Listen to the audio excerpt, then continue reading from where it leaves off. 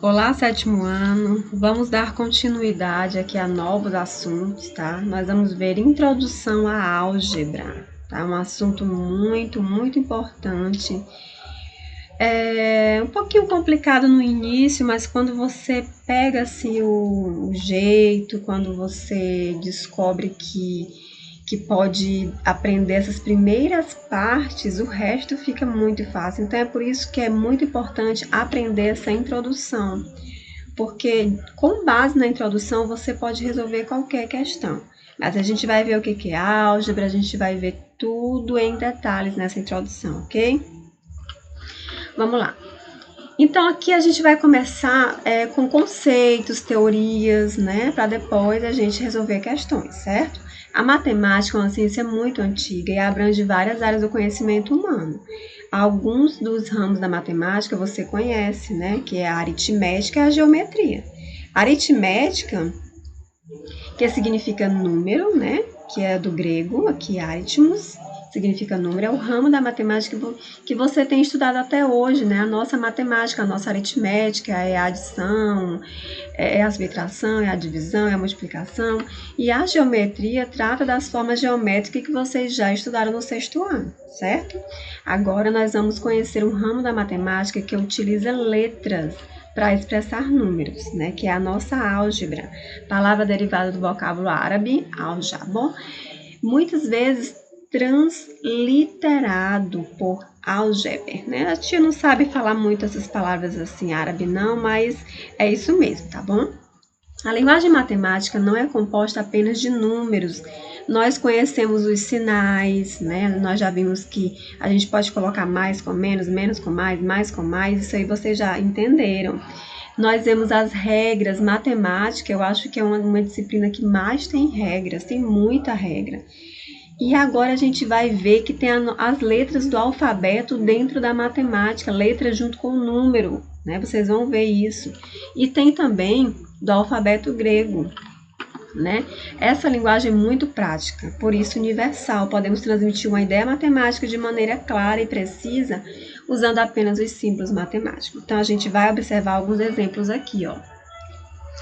Nós temos aqui a letra A, que vocês já conhecem, 5 mais 3, 8, tudo bem, né? Nós vemos aqui uma potência, 4 elevado a 2, 16, tudo bem também.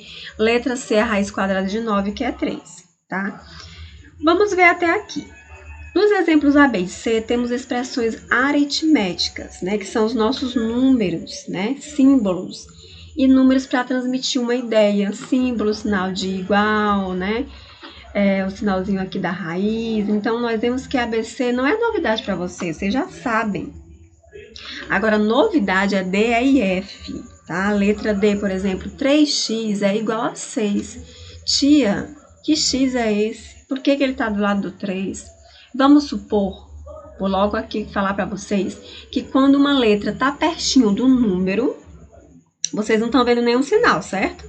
Mas aqui é como se fosse 3 vezes x. Qual o número que vezes 3 é igual a 6? É 2. Então, aqui a gente já sabe a resposta. Mas esses primeiros exemplos não é para você saber a resposta, não. A tia já está adiantando para vocês. Então, aqui 3x é igual a 6, certo? Tudo bem. Na letra E, aqui nós temos uma fórmula da área do triângulo. Calma que a gente vai chegar lá, a gente não vai ver muitas fórmulas agora não. Só para vocês verem que letras e números estão aí, ó, juntinhas na matemática, tá? Letra F aqui é outra fórmula, que é a fórmula da velocidade. Não se preocupem com essas fórmulas aqui, que vocês não vão ver agora. É só mesmo para dizer para vocês que nós temos aí expressões literais. O que são expressões literais? Porque além de símbolos e números, nós temos o quê? Contém letras literais, o Lzinho você já lembra de letra, tá? Que foram utilizadas para representar valores desconhecidos, tá bom?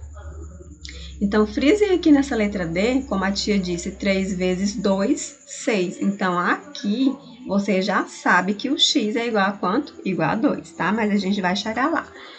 Então, as expressões algébricas literais nos auxiliam na composição e na resolução de problemas que, pela aritmética, não seriam possíveis de se resolver, certo? Sentenças matemáticas. Essas sentenças são expressões que envolvem uma relação de igualdade ou desigualdade, além de outras relações. Tá? A gente vai ver aqui sentenças matemáticas fechadas e abertas. Quais são as fechadas? Tá? São essas aqui, ó. 6 é menor que 8, né? Em que não há valor oculto são as nossas expressões comuns, né? Não tem letras, né? 3 mais 2, 5 são sentenças fechadas, mas as abertas são aquelas que deixam aí uma dúvida, né? Nós temos aqui um sinalzinho de interrogação, né? Você percebe que algo está oculto, mas você pode descobrir o valor. 37, né? 37 mais 13 é o que? É 50, né? Mas aí, se deixou oculto, você já sabe que é uma sentença aberta.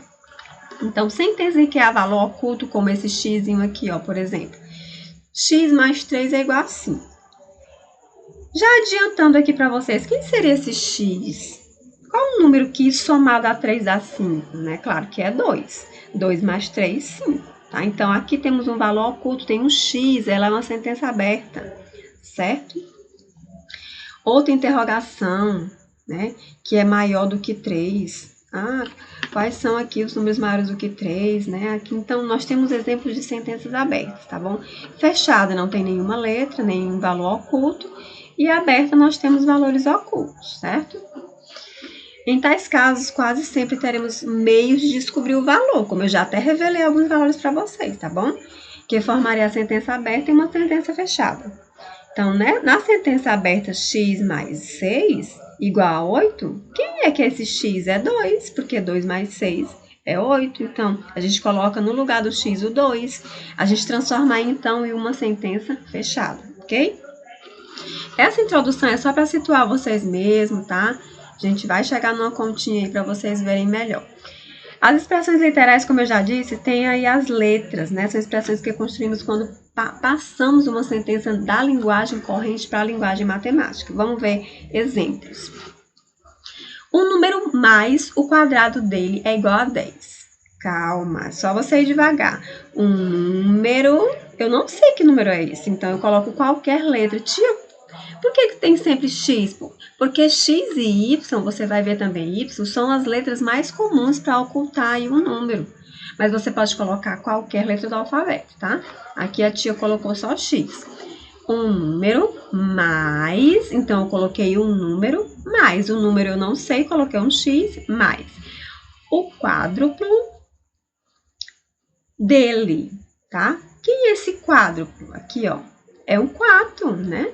Quádruplo dele, ó, não posso esquecer dele, ó. É esse número aqui que ele tá falando, ó. Um número mais o quádruplo dele, não posso esquecer. Quádruplo, gente, é uma multiplicação, por isso que esse 4 tá juntinho com 2. Já falei que quando não tem nenhum sinalzinho de mais ou menos entre entre letra e número, aqui é uma multiplicação, tá bom?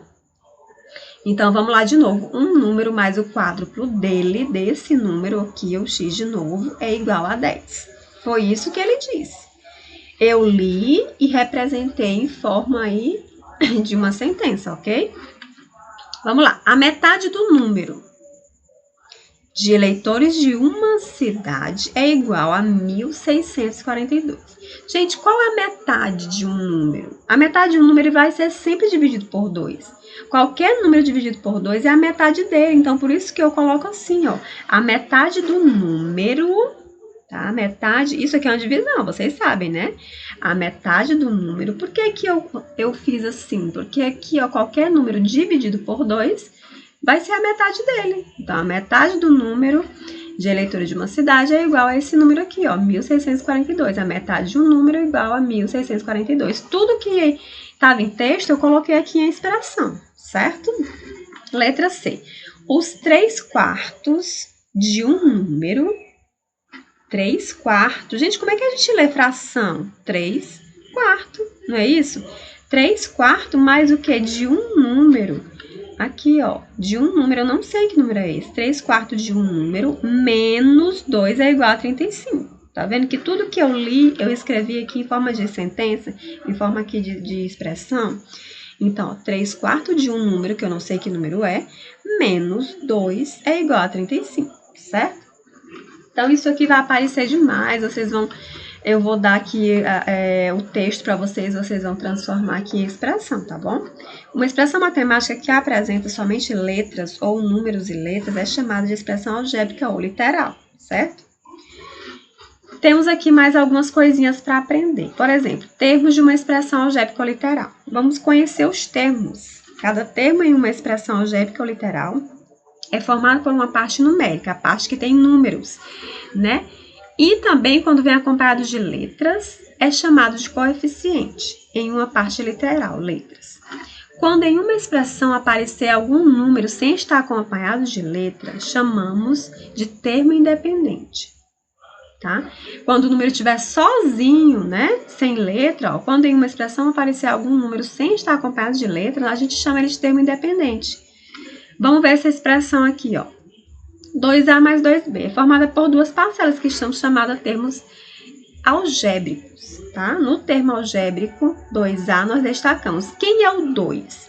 O 2 é a parte numérica, nós chamamos de coeficiente numérico. E o A é a letra que a gente chama de parte literal, tá bom? Muito fácil, é só você chamar o número de coeficiente numérico e a letra de parte literal, certo?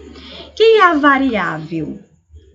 Quem é? A gente vai falar muito sobre variável. Ah, variável x, variável y, que variável é essa? Que incógnita é essa? Eu tenho aqui uma incógnita x, uma incógnita y. Então, incógnita ou variável, o que é? É aquilo que a gente não sabe o que é o nosso termo desconhecido. O valor desconhecido de uma sentença aberta com sinal de igualdade é considerado incógnita ou variável. Na maioria das vezes, esse valor é expresso por uma letra do nosso alfabeto. Então, aqui, ó, nessa expressão, eu tenho uma variável x, que eu posso falar incógnitas x. Aqui eu tenho variável y, que eu posso chamar incógnita y, né? Só mesmo um jeitinho de falar aí, como se fosse o apelido das letras, certo? Termo semelhante em uma expressão algébrica. Nós temos os nossos termos semelhantes, tá? Ó, um termo algébrico é dito semelhante a outro quando possui a mesma letra, a mesma parte literal. Se eu tenho aqui, ó, olhem essa expressãozinha aqui, olhem ela. 5x mais 2y menos 4x mais y menos z. Quem são os termos semelhantes? Muito fácil. Quem é a turminha do x, ó? Turminha do x, 5x. Quem é mais que tem x?